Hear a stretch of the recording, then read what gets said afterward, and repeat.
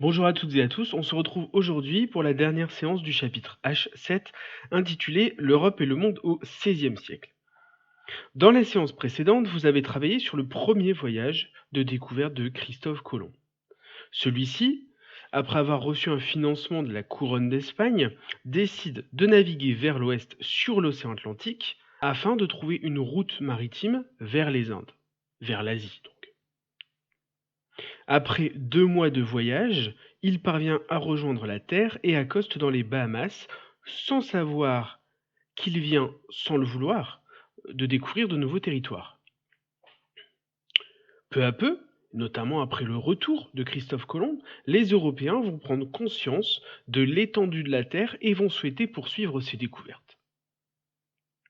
Si vous observez bien cette carte des grands voyages, vous pouvez vous rendre compte que Christophe Colomb est loin d'être le seul à explorer les océans.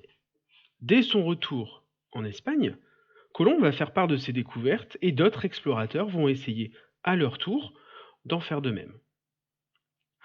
Par exemple, Vasco de Gama, un Portugais, dès 1498, va être le premier à contourner l'Afrique en passant par le cap de Bonne-Espérance pour arriver en Inde. Magellan va être le premier à réaliser un tour du monde entre 1519 et 1521. Et même si ce dernier meurt aux Philippines en 1521, c'est son second, Del Cano, qui terminera le voyage. La France va également envoyer des explorateurs. En 1534, Jacques Cartier va explorer l'Amérique du Nord et arriver au Québec. Dès 1494, l'Espagne et le Portugal, qui sont alors les deux grandes puissances maritimes de l'Europe et du monde, vont peu à peu se rendre compte que les territoires découverts par Christophe Colomb possèdent de nombreuses richesses, de l'or, de l'argent, mais aussi de nouveaux produits inconnus jusque-là en Europe, comme le sucre, le tabac, le chocolat, la tomate. Les deux puissances entreprennent donc de nombreux voyages d'exploration afin de coloniser les territoires, c'est-à-dire d'en prendre possession et de les exploiter.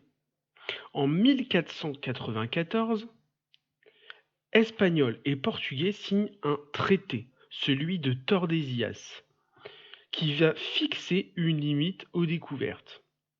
Le traité stipule que toute découverte située à l'ouest de cette limite appartiendra aux Espagnols, alors que toute découverte située à l'est deviendra colonie portugaise. Les Espagnols vont donc découvrir et prendre possession d'une grande partie de l'Amérique du Sud-Est, ainsi que de l'Amérique centrale. Et le Portugal, quant à lui, va s'emparer du Brésil et de certains territoires africains, comme l'Angola ou le Mozambique. Ce traité de Tordesillas marque le début de la colonisation et de la création de vastes empires coloniaux pour les Européens, c'est-à-dire d'immenses territoires possédés, exploités, administrés par des pays européens en dehors de leurs frontières. Et aujourd'hui, il reste des traces de cette colonisation. En Amérique latine, par exemple, l'ensemble des pays ont pour langue officielle l'espagnol, sauf un, le Brésil, qui, lui, a pour langue officielle le portugais. Cette colonisation a de graves, très graves conséquences pour les populations locales. En effet, ces conquêtes se font parfois, souvent, par la force et donc par la guerre.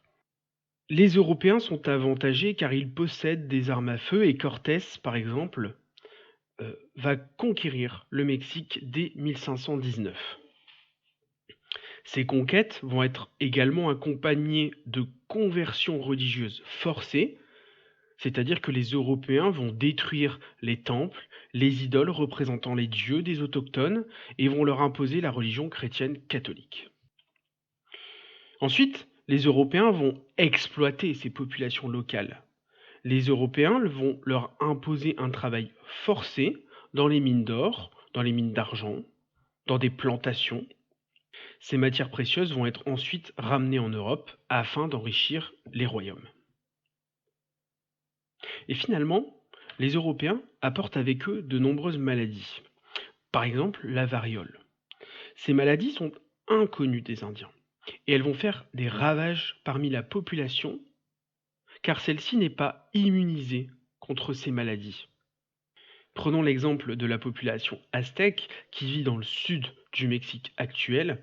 Eh bien, les historiens estiment que cette population atteignait les 26 millions de personnes en 1519 et du fait des guerres, des maladies, du travail forcé, donc des mauvais traitements infligés par les Européens, eh bien, la population aztèque n'est plus que de 1 million en 1603, soit moins de 100 ans après l'arrivée des Espagnols. Merci d'avoir regardé cette vidéo. N'hésitez pas à me poser des questions si vous voulez des précisions ou d'autres explications. Bon courage à vous et à bientôt.